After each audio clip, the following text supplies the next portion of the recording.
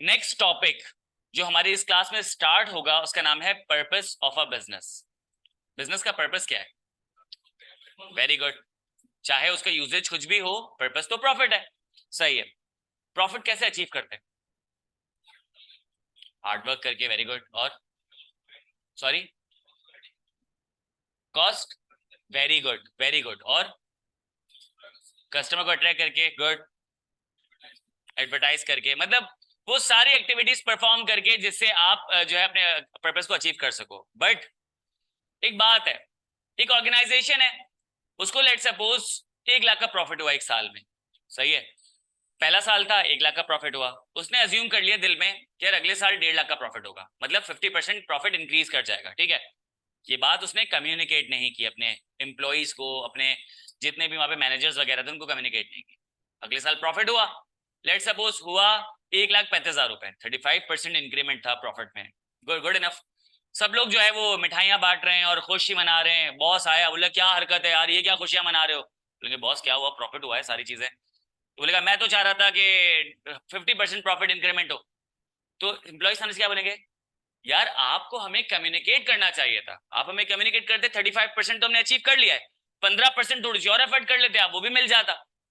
तो purpose achieve करने के लिए first you will have to communicate it to others. पहले आप अक्रॉस कम्युनिकेट करोगे, अपने इंटेंट शो करोगे, फिर लोग उसकी तरफ काम करेंगे ना। तो पर्पस को अचीव करने के लिए कॉस्ट कम करेंगे और स्ट्राइव करेंगे और एडवर्टाइज करेंगे और कस्टमर को अट्रैक्ट करेंगे, सब अपनी जगह। लेकिन उससे पहले आप कम्युनिकेट करेंगे। कॉन्सेप्ट शुरू हो गया हमारा। अब पर्पस को कम्युनिकेट कैसे किया जाता है? तो पर्पस को कम्युनिकेट करने के लिए ऑर्गेनाइजेशन की अपनी लैंग्वेज होती है। जैसे फाइनेंस की लैंग्वेज होती है अकाउंटिंग। अकाउंटिंग पढ़ना शुरू किया अभी तुम लोगों ने? नहीं पढ़ना शुरू किया। जब तुम पढ़ना शुरू करोगे तो तुम देखोगे फाइनेंस को अकाउंटिंग की लैंग्वेज में लिखा जाता है। सही है। इंग्लिश लैंग्वेज में नहीं लिखा जाता, इंग्लिश के वर्ड्स यूज किए जाते हैं लेकिन अकाउंटिंग की लैंग्वेज यूज हो रही होती है। तो फाइनेंस अपनी बिजनेस की भी लैंग्वेज होती है। तो बिजनेस की लैंग्वेज में आपके पास 6-7 कॉन्सेप्ट है, वो ये है: vision, mission, goals, objectives, strategies, tactics और ऑपरेशंस। सर कुछ समझ नहीं आया। एक काम करते हैं, एक एक करके सबको समझने की कोशिश करते हैं। सबसे पहले स्टार्ट करेंगे हम विजन और मिशन से। आप जब भी कोई वेबसाइट ऑन करते हो, अबाउट अस में आपके पास विजन और मिशन स्टेटमेंट्स मौजूद होती हैं। सर ये विजन और मिशन स्टेटमेंट्स होती क्या है? जब भी हम पढ़ते हैं इसमें तो बड़ी अच्छी अच्छी पॉजिटिव बातें लिखी होती हैं, लेकिन हमें समझ नहीं आता कि इनमें डिफरेंशिएशन कैसे कर सकते हैं। तो देखो, सबसे पहले मिशन स्टेटमेंट समझते हैं। एक ऑर्गेनाइजेशन है, उसने एक इंडिविजुअल ने नया नया बिजनेस स्टार्ट किया। बिजनेस को आधा घंटा नहीं हुआ, एक इंडिविजुअल उसके पास आता है, बिजनेस के पास, और आके कहता है यार तुम बेईमान हो, लोगों को ठग रहे हो, तुम्हारे काम सही नहीं है। वो बंदा बोलेगा भाई आधा घंटा हुआ नहीं है, तुमने ये क्या कर दिया, हमारे बिजनेस के बारे में कहना शुरू कर दिया। तो क्या उसका कहना जस्टिफाइड है? नहीं, क्योंकि अभी तो बिजनेस स्टार्ट भी नहीं हुआ। तो अगर लेट्स सपोज बिजनेस 1 महीना चल रहा होता, 2 महीना चलता, 1 साल चलता, तो पता चल जाता कि यार ये बिजनेस की नेचर क्या है, कि ये लोगों को बेवकूफ बना रहे हैं या लोगों के लिए काम कर रहे हैं, क्वालिटी प्रोवाइड कर रहे हैं, क्वांटिटी दे रहे हैं। होता है ना, हम कहते हैं कि यार ये हमारी गो टू प्लेस है क्योंकि हमें क्वांटिटी अच्छी देते हैं, ये हमारी गो टू प्लेस है, क्वालिटी अच्छी देते हैं, ये हमारी गो टू प्लेस है, हमें कस्टमर सर्विस अच्छी देते हैं। देन तो आप आधे घंटे में डिसाइड नहीं कर सकते। बट लेट सपोज एक बिजनेस है, वो लेट सपोज 1 साल से चल रहा है, 5 साल से चल रहा है, 10 साल से चल रहा है, 6 महीने से चल रहा है। आप अपनी एक राय स्टैब्लिश कर लेते हो, यार मैं इस जगह पे नहीं जाता है, यहाँ पे लोग सही नहीं है, या मैं इस जगह पे जाता हूँ यहाँ पे हाइजीन ठीक नहीं है, या मैं इस जगह पे जाता हूँ ये बड़ा जो है ना हमें वैल्यू प्रोवाइड करते हैं, हमें बड़ा वैल्यू करता है एज कस्टमर्स। होता है ना सारी चीजें। तो आप उस बिजनेस पे इसलिए जाते हो क्योंकि आपको उस बिजनेस के बारे में पता है। ठीक है। लेकिन आपको पता है, हर बंदे को नहीं पता। तो जो आपको पता है और उनके जितने भी बाकी कस्टमर्स को पता है, अगर मैं उसको एक लैंग्वेज में लिख दूं तो this is called what? Mission statement. Sir थोड़ी सी बात समझ आई, पूरी बात समझ नहीं आई। अब मैं आसान लैंग्वेज में समझाता हूँ। आसान लैंग्वेज में ये कि बिजनेस में जितनी भी चीजें पास्ट में हो चुकी और जो एग्जिस्टिंगली हो रही है, combined, they are called mission statement of the business. तो बिजनेस अगर किसी को बताना चाहता है मैं क्या हूं और क्या करता रहा हूं, तो वो क्या कहलाएगा? Mission statement. तो मिशन स्टेटमेंट में अगर वो अपनी एग्जिस्टिंग और पास्ट प्रैक्टिसेस को लिख दे तो मिशन स्टेटमेंट बन जाएगा। सिंपल। थोड़ी सी बात समझ आई? सर तो इससे थोड़ा सा मुझे विजन भी समझ आ रहा है। अगर पास्ट और प्रेजेंट ये है तो फ्यूचर विजन स्टेटमेंट होगा। तो जो तुम सोच रहे हो वही बात है। विजन स्टेटमेंट थोड़ा सा फ्यूचर के बारे में होता है। अच्छा, यहाँ जो आपके इस बुक में विजन स्टेटमेंट के बारे में बताया गया ना, वो बताया गया है स्पेसिफिक किसी टाइम पीरियड पे। कि लेट सपोज अगर आप अपना विजन स्टेटमेंट किसी को बताना चाहते हो ना, अगर आप विजन स्टेटमेंट बताओगे ना, तो आप किसी पर्टिकुलर फ्यूचर टाइम पीरियड पे बताओगे। लेट सपोज आप बताओगे 5 साल के बाद का विजन क्या है, या 10 साल के बाद का विजन क्या है, 3 साल के बाद का विजन क्या है। एक स्पेसिफिक टाइम पे होगा, एक जनरल विजन नहीं होगा। जनरल विजन किसी भी बिजनेस का क्या हो सकता है कि पूरी दुनिया में वो रिकॉग्नाइज किया जाए, सबसे ज्यादा प्रॉफिट कमाए। तो हर बंदे का विजन, हर बिजनेस का विजन सेम नहीं हो जाएगा। कि हर बिजनेस क्या चाहता है कि at the end of the day या अल्टीमेटली वो चाहता है कि वो क्या करे, पूरी दुनिया को कॉन्कर कर ले और सबसे ज्यादा प्रॉफिट वो अर्न कर रहा हो और सारे कस्टमर्स उसके पास आ रहे हो। तो ये तो कभी अचीव ही नहीं हो सकता। तो एक विजन होता है जो अचीवेबल होता है किसी सर्टेन टाइम पीरियड पे, और एक विजन होता है जो कि अल्टीमेट होता है, जो अचीव नहीं होता। इस बुक में कौन सी बात हो रही है, जो किसी स्पेसिफिक टाइम को डिनोट कर रहा हो। सही है। इसकी एग्जांपल ले लो। लेट्स से आपका एक मिशन स्टेटमेंट है कि आप कस्टमर्स को क्वालिटी प्रोवाइड करते हो, ठीक है, और आप कस्टमर्स के जो ना हाइजीन का और उनकी जो है हेल्थ का ख्याल रखते हो आपका बिजनेस, और ये बात एविडेंट है आपके काम से, तो ये आपका मिशन स्टेटमेंट हो गया। तो विजन स्टेटमेंट भी वही चीज फॉलो करेगा। विजन स्टेटमेंट भी यही चीज फॉलो करेगा कि हम चाहते हैं कि हम ये फिनोमिना ग्लोबल लेके चले जाएं। तो आपने कहा कि let suppose in 5 to 8 years हम चाहते हैं कि इस चीज को ग्लोबल लेके चले जाए, तो इस रीजनेबल है। समझ आता है कि यार अभी लेट सपोज ये लोकल है, और स्ट्राइव करेंगे तो लेट सपोज 1-2 साल के बाद ये अलग अलग शहरों में चले जाएंगे, और 5 से 6 साल के बाद ये ग्लोबल चले जाएंगे, और 6 से 8 साल में इनकी फुटिंग स्ट्रांग हो जाएगी। Make sense. लेकिन अगर लेट सपोज तुम लोगों ने तुम में से किसी ने, एक बंदे ने लेट सपोज एक ग्रोसरी शॉप खोल दी, या परच्यून शॉप खोल दी, या लेट सपोज जनरल स्टोर खोल दिया, या कोई भी ऐसी कोई छोटी मोटी दुकान खोल दी। अब तुम कह रहे हो कि यार हमारी जो जनरल स्टोर है, और मैं तुम्हारे पास आया और मैंने कहा यार कि तुमने तो बड़े अच्छा स्टोर ऑन किया है, तो बोले बस मुझे 3 हफ्ते दो, मैं जो है ना पूरे चेज और इम्तियाज को बीट कर दूंगा। तो फ्यूचर में टाइम बता रहे हो, 3 हफ्ते का टाइम दे रहे हो, और 3 हफ्ते में जो तुम बात कर रहे हो वो बिल्कुल ही जो है रीजनेबल नहीं है, बिल्कुल ही अनरियलिस्टिक है। तो जो अनरियलिस्टिक अगर मिशन विजन स्टेटमेंट होगा, तो वो क्या होगा, कॉमिकल साउंड करेगा। सामने वाला बंदा बोलेगा मजाक कर रहे हो, फेंक रहा है, ठीक है। तो इसका मतलब ये है कि सामने वाला समझेगा कि आप मजाक कर रहे हो, आप सीरियस नहीं। तो आपका विजन स्टेटमेंट क्या होना चाहिए, फ्यूचर में सर्टेन पॉइंट पे होना चाहिए, लेकिन वो रियलिस्टिक होना चाहिए। अगर मैं जनरल पॉइंट ऑफ व्यूज में, मैं स्पेसिफिक पॉइंट ऑफ व्यू नहीं पूछ रहा, मैं अगर आपसे पूछता हूँ कि भाई 5 साल के बाद या 5.5 साल के बाद तुम अपने आप को क्या देखते हो, तो तुम बोलोगे इंशाल्लाह चार्टर्ड अकाउंटेंट, राइट। सही है। लेकिन अगर मैं तुमसे पूछता हूँ तुम्हारी जिंदगी का विजन क्या है, एक एक करके कोई हैंड रेस करके बताए, कोई विजन, अपना जिंदगी का विजन बताना चाहे, कोई भी, सक्सेसफुल होना, और कोई। अब सक्सेस सब्जेक्टिव है। एक बंदा है, लेट सपोज वो इतना कमाता है कि वो 3 टाइम का खाना खा लेता है, ठीक है, और वो उसकी सारी जरूरत पूरी हो जाती है, और उससे ज्यादा उसको कुछ नहीं चाहिए। वो घर आता है, अपने जो है ना फैमिली के साथ टाइम स्पेंड करता है, खुश है, सुकून से सोता है, उठता है, उसको ज्यादा पैसे की नीड नहीं है। तो मेरे ख्याल से सक्सेस के लिए सक्सेस है। बाकी शायद उसको बोलते हो कि नहीं यार तू कम कमा रहा है। कुछ ऐसे होते हैं वो सक्सेस के लिए वो समझते पैसा ही मेजरमेंट है, तो वो सोचता है कि नहीं यार मुझे इतने पैसे कमाने हैं कि कोई ना कमा सके। तो शायद उसको सक्सेस कभी जिंदगी में मिले ही नहीं, वो भागता ही रहेगा जिंदगी में, ठीक है। कुछ लोगों के लिए सक्सेस क्या है, इनोवेशन। वो चाहते हैं कि मैं कुछ ना कुछ इन्वेंट करता रहूं, मैं सुकून में नहीं होऊंगा जब तक मेरी इनोवेशन कंप्लीट ना हो जाए, और उसकी इनोवेशन कभी कंप्लीट ही नहीं होगी जिंदगी में। तो सक्सेस सब्जेक्टिव है। सही है। कोई और किसी का विजन अगर किसी के माइंड में आता हो, बिल्कुल ही जेनरिक ना हो, सोचो किसी को कुछ तो विजन होगा ना, कुछ तो माइंड में होगा। अब वेरी गुड, अच्छा है, दुनिया घूमनी है। तो देखो ये एक अच्छा विजन स्टेटमेंट है। अब जनरल विजन की मैंने बात की थी ना, तो जनरल विजन अनरियलिस्टिक नहीं होता, सही है, बिल्कुल वेग नहीं होता, लेकिन इम्पॉसिबल होता है।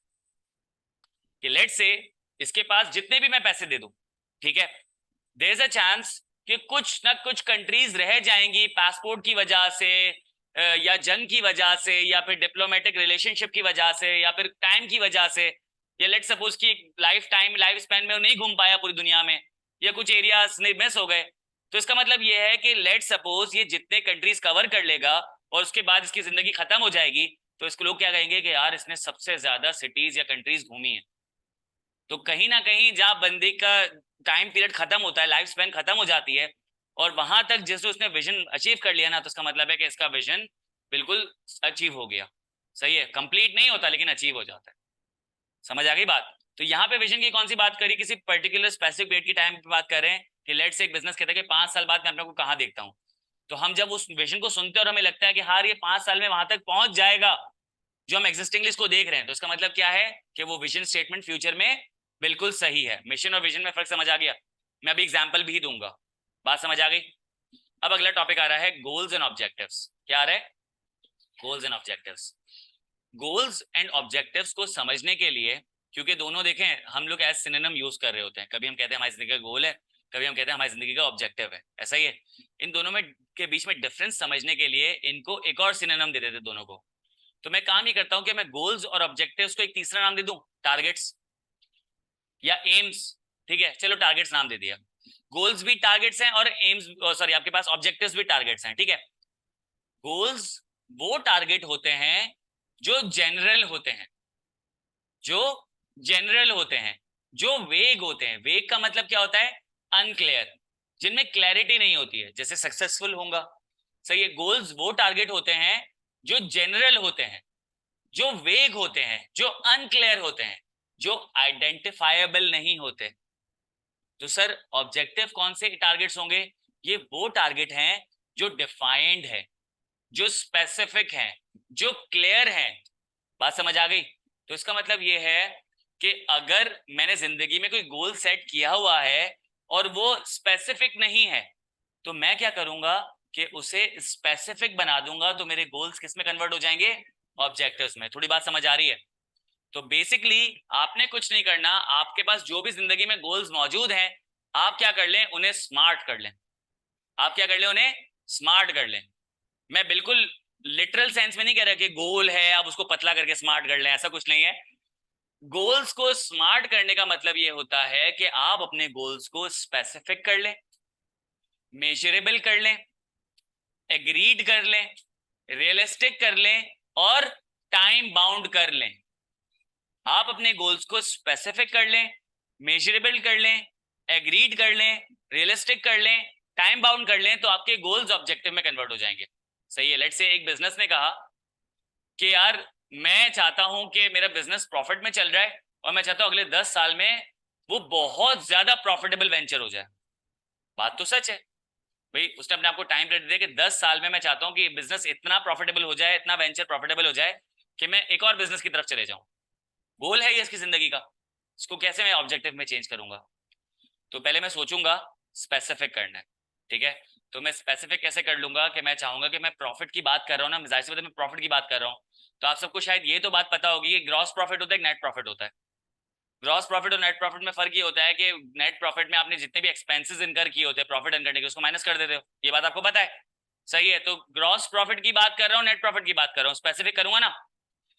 मैं नेट प्रॉफिट की बात कर रहा हूँ या नेट प्रॉफिट आफ्टर टैक्स की बात कर रहा हूँ? मैं कहता हूँ नहीं, मैं उन प्रॉफिट की बात कर रहा हूँ जो मैं सारे टैक्स देकर, सारे एक्सपेंसेस खत्म करके जो मेरे पास प्रॉफिट बचे मैं उसकी बात कर रहा हूँ। मैंने स्पेसिफिक कर दिया। प्रॉफिट 3 किस्म के थे, ग्रॉस, नेट और प्रॉफिट आफ्टर टैक्स। मैं बात कर रहा हूँ प्रॉफिट, जो मेरा प्रॉफिट है, जो मैं घर पे ले जाके यूज कर सकता हूँ। तो मैंने पहले बता दिया कि भाई स्पेसिफिक कर दिया, मैं नेट प्रॉफिट की बात कर रहा हूँ, नेट प्रॉफिट आफ्टर टैक्स की बात कर रहा हूँ। सही है, पहली बात स्पेसिफिक हो गया। मेजरेबल, मैं चाह रहा था कि कितना कि 10 साल में मेरे जो बिजनेस है इतना प्रॉफिटेबल वेंचर हो जाए कि मुझे दूसरे बिजनेस की तरफ सोचने का टाइम मिले। तो यहाँ पे आप ये कर सकते हो कि लेट से आपको जो भी प्रॉफिट चल रहा है, लेट से आपने क्या किया कि आपने 1 करोड़ रुपए की इन्वेस्टमेंट की थी, आपको 10 लाख का प्रॉफिट हो रहा है। सही है, तो आप क्या चाहोगे? आप कहते हो कि यार मैं सोच रहा हूँ कि मैं 10 साल में मेरा जो प्रॉफिट है वो तकरीबन पर ईयर तकरीबन 25 लाख रुपए हो जाए। तो आप कितना इंक्रीमेंट चाह रहे हो प्रॉफिट में? 15%, 15% या कुछ जो भी है, मतलब 150%।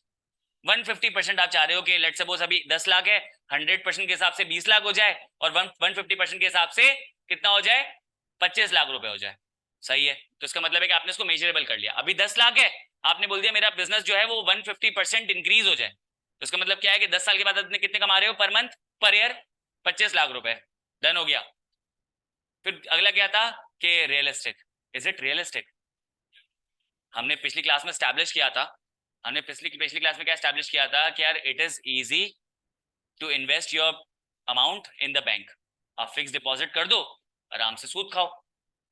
पॉसिबल था ना ये? तो कितना इंटरेस्ट मिलता है आपको? 19%। तो अगर आपके पास 1 करोड़ रुपए हैं तो आराम से आपको जो है वो 19-20 लाख रुपए मिला करेंगे। सही है। तो मैंने आपको एक और बात की थी कि लोग बिजनेस की तरफ जाते हैं। बिजनेस की तरफ क्यों जाते हैं? क्योंकि उसमें प्रॉफिट ज्यादा होता है। मैंने कहा था 60-70% होता है। सही है। रिस्क का एलिमेंट अगर उसमें जोड़ भी लो तब भी आपको 30-35% प्रॉफिट हो जाता है, बैंक से ज्यादा ही है। तो अगर 30% भी प्रॉफिट हो रहा है तो 4 साल में आप आराम से कवर कर लोगे कितना? 120%। यहाँ 10 साल की बात कर रहे हैं, रीजनेबल है। यहाँ 10 साल में 150% की बात कर रहे हैं, वहां 4 साल में कितना परसेंट हो गया था? 120। तो उसका मतलब अगला साल और गुजरता और ये 150% पे पहुंच जाता। रियलिस्टिक है? तो स्पेसिफिक हो गया, मेजरेबल हो गया, रियलिस्टिक हो गया, और लास्ट के था टाइम बाउंड। तो वो तो गोल्स में ही मौजूद था। कितने? 10 साल। वो तो गोल्स में ही मौजूद था। लास्ट क्या बचा? एग्रीड। तो आप जब अपने एम्प्लॉयज को बता दोगे कि भाई हमें ये 10 साल में काम करना है, तो वो मना करेंगे? नहीं, मना कर ही नहीं सकते। तो यहाँ पे तो एग्री करना ही पड़ेगा। ठीक है। तो इसका मतलब है कि यहाँ पे एग्रीमेंट तो होता ही है। तो इसका मतलब कि आपने इस स्टेटमेंट से गोल्स को किसमें कन्वर्ट कर लिया? ऑब्जेक्टिव में। पहले कहता कि 10 साल में मैं अपने वेंचर को इतना प्रॉफिटेबल कर लूं कि मैं दूसरे बिजनेस की तरफ शिफ्ट कर जाऊं। यहाँ पे आप क्या कह रहे हो कि 10 साल में मैं चाहता हूं कि मेरे जो प्रॉफिट आफ्टर टैक्स है वो कितना हो जाए? 150% इंक्रीज कर जाए। तो उसका आपने क्या कर दिया? गोल्स को ऑब्जेक्टिव में कन्वर्ट कर दिया। डन। बात समझ आ गई? तो आप गोल्स को ऑब्जेक्टिव में कन्वर्ट कर सकते हो। इसकी भी एक एग्जांपल मौजूद है, वो हम साथ कवर करेंगे जब हमारे लास्ट के 3 टॉपिक भी कवर हो जाएंगे। मिशन, विजन, गोल्स और ऑब्जेक्टिव्स में कोई मसला? कॉन्सेप्चुअली अभी तक। आगे बढ़ते हैं। अब आपके पास टॉपिक आ रहा है स्ट्रेटेजीज, टैक्टिक्स और ऑपरेशंस। ये सर अपना क्यों कर रहे हैं बताता हूं। देखो, आपके पास ये जो कॉन्सेप्ट है स्ट्रेटेजीज, टैक्टिक्स और ऑपरेशंस, ये आपके पास जो कॉन्सेप्ट है, इस कॉन्सेप्ट को हम एज एडजेक्टिव्स यूज करते हैं। क्या यूज करते हैं? As adjectives. एडजेक्टिव्स के बारे में याद ना, इंग्लिश पढ़ी थी। एडजेक्टिव्स क्या करते हैं? किसी भी नाउन, प्रोनाउन या फिर खुद एडजेक्टिव को मजीद डिफाइन कर देता है। सही है। उनकी कैरेक्टरिस्टिक्स और बता देता है। सही है। तो यहाँ पे जो स्ट्रेटेजीज, टैक्टिक्स और ऑपरेशंस जो है ना, एज एडजेक्टिव, ये पता है क्या करते हैं? किसी भी चीज को टाइम बाउंड कर देते हैं। लेट्स से आपने कहा कि यार मैं डिसीजन मेकिंग करता हूँ। आपने कहा मैं ऑर्गेनाइजेशन में डिसीजन मेकिंग करता हूँ। मैंने कहा आप तो सीनियर मैनेजर हैं, आप डिसीजन मेकिंग करते होंगे तो आपका डिसीजन जो है वो क्या करता होगा? इम्पैक्ट करता होगा लॉन्गर टर्म में। क्या वर्ड यूज किया मैंने? लॉन्गर टर्म में। तो मैं ये कह सकता हूँ आप स्ट्रेटेजिक डिसीजन मेकिंग करते हैं। क्या कहा? स्ट्रेटेजिक डिसीजन मेकिंग करते हैं। एक बंदे ने कहा यार मैं भी डिसीजन मेकिंग करता हूँ। मैंने कहा तुम तो लेट्स सपोज जूनियर लेवल पर हो, तुम्हारी डिसीजन मेकिंग क्या होती होगी? डे टू डे बेसिस पे, वीक टू वीक बेसिस पे, या फोर्टनाइटली बेसिस पे, या मंथ टू मंथ बेसिस पे आपकी डिसीजन होती होगी। इससे ज्यादा थोड़ी होती होगी। तो मैं पता क्या कहूंगा? यार आप ऑपरेशनल डिसीजन मेकिंग करते हो। डिसीजन मेकिंग क्या है? नाउन। क्या लगा दिया पीछे? एडजेक्टिव। मैंने कहा था ऑपरेशंस। ऑपरेशंस क्या है? नाउन है। उसको आपको एडजेक्टिव में कन्वर्ट करना, तो क्या कहोगे? ऑपरेशनल। मैंने क्या वर्ड यूज किया था? स्ट्रेटेजीज। और जब डिसीजन मेकिंग से पहले लगा तो क्या कर दिया? स्ट्रेटेजिक। एक बंदा है वो कह रहा है मैं मिडिल मैनेजमेंट में होता हूँ, मेरी डिसीजन मेकिंग जो है वो तकरीबन मिडिल टर्म होती है। मिडिल टर्म का मतलब होता है 1 से 2 साल तक के दरमियान का इंपैक्ट होता है। तो इसका मतलब क्या? मैं कहूंगा आप टैक्टिकल डिसीजन मेकिंग करते हो। Tactical decision making. टैक्टिक्स को क्या कर दिया? टैक्टिकल में चेंज कर दिया। तो सर समराइज देखो, short term decision making, mid term decision making, long term decision making. Short term का टेन्योर होता है 1 साल से कम, लॉन्ग टर्म का होता है 3 साल से ज्यादा। तो टेक्निकल का कितना होगा? 1 से 3 साल। चाहो तो लिख लो अपने पास। शॉर्ट टर्म होता है 1 साल से कम, शॉर्ट टर्म होता है 1 साल से कम, मिडिल टर्म होता है 1 से 3 साल, और लॉन्ग टर्म होता है 3 साल से ज्यादा।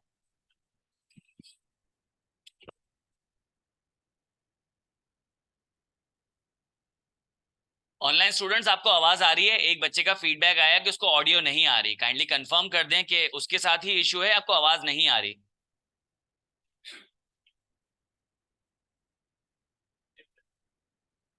जबरदस्त। हो गया। शॉर्ट टर्म का मतलब आपके पास 1 साल से कम, लेस देन ए ईयर। ठीक है।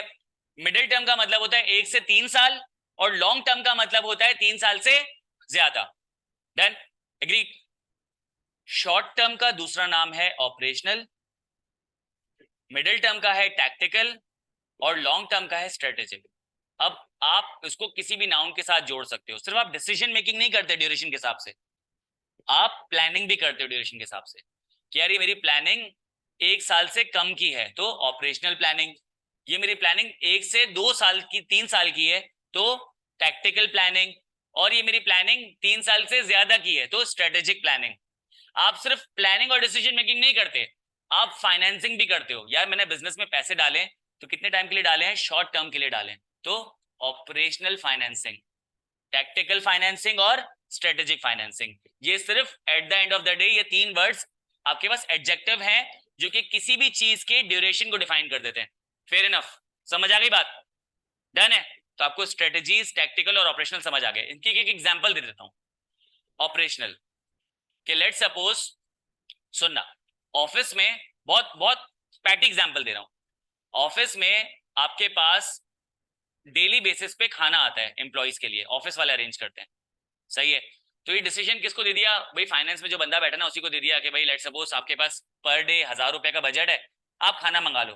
तो इसमें क्या 4 लोग जुड़ के बैठेंगे, बोलेंगे नहीं इसका तो इम्पैक्ट साल तक रहेगा, एक दिन का इम्पैक्ट रहेगा, किसी को खाना पसंद नहीं आएगा, बोलेगा अगले दिन से कुछ और लेकर आना। मिलके बैठेंगे थोड़ी, वो बंदा बोलेगा जाओ भाई 2 दाल ले आओ, 2 रोटियां ले आओ, फला चीज, चार चीजें ले आओ, और वो आके खा लेंगे, अगले दिन फीडबैक दे देंगे भाई अगले दिन ये मत लाना, चीज सही नहीं थी, अगले दिन कुछ और आ जाएगी। एक दिन का इम्पैक्ट, ऑपरेशनल डिसीजन मेकिंग, सही है? फिर उसके बाद लेट्स सपोज और क्या डिसीजन मेकिंग हो सकती है कि लेट्स से आपको कह दिया डेली टास्क बनाना है आपको, ठीक है? डेली टास्क बनाना है, आपने क्या किया, डेली का टास्क आपने पूरा एक दिन के काम किए, एक दिन का काम करने के बाद आपने बॉस को अपनी टास्क लिस्ट भेज दी।